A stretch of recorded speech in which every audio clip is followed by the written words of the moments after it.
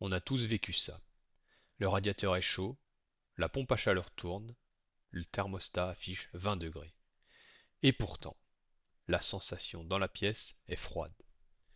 Ce n'est pas un problème de puissance, ce n'est pas un problème de radiateur, et ce n'est pas forcément un problème d'isolation. C'est un problème d'équilibre thermique. La chaleur que tu produis ne correspond pas à la vitesse à laquelle ta maison perd cette chaleur. Et ça, c'est directement lié à la pente de chauffe. La plupart des gens montent la température quand ils ont froid, mais ils ne règlent jamais la logique qui pilote le système. Résultat, ça chauffe trop quand il fait doux, pas assez quand il fait vraiment froid, et la maison n'est jamais stable. La sensation de froid vient souvent des murs, pas de l'air. Et ça, je vais te l'expliquer. Quand ton thermostat affiche 20 degrés, il mesure la température de l'air.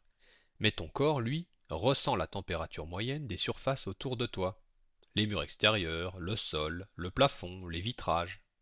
Si ces surfaces sont froides, ton corps rayonne vers elles, et tu ressens une sensation de froid même si l'air est à 20. C'est pour ça qu'une maison mal réglée peut sembler inconfortable alors que les chiffres sont bons. La pente de chauffe détermine la température d'eau envoyée dans les radiateurs en fonction de la température extérieure. Si elle est mal réglée, les murs ne montent jamais suffisamment en température pour créer une stabilité thermique, et la maison devient instable. Une maison ne chauffe pas instantanément. Elle absorbe la chaleur, les murs, la dalle, les cloisons stockent l'énergie. Si la pente est trop basse, la température d'eau est insuffisante pour charger cette masse thermique. Résultat, le radiateur est chaud, mais les murs restent froids. Tu as une chaleur ponctuelle, mais pas une stabilité. A l'inverse, si la pente est trop haute, la pompe à chaleur envoie trop chaud, ça surchauffe, ça coupe, ça redémarre. On appelle ça des cycles courts, et ça réduit l'efficacité. Le bon réglage permet une chaleur continue, lente, stable. La pente de chauffe, c'est une relation mathématique. Température extérieure qui va vers température d'eau envoyée. Plus il fait froid dehors, plus l'eau doit être chaude. Mais pas de manière linéaire absolue. Chaque maison a sa signature thermique. Isolation, surface vitrée, volume, type d'émetteur. La pente idéale est celle qui permet de ne pas avoir de surchauffe, pas de sensation de froid, pas de cycle court, une température intérieure stable. Et ça se règle progressivement, jamais brutalement. L'erreur numéro 1, c'est monter la température intérieure au lieu d'ajuster la pente. L'erreur numéro 2, c'est modifier plusieurs paramètres en même temps.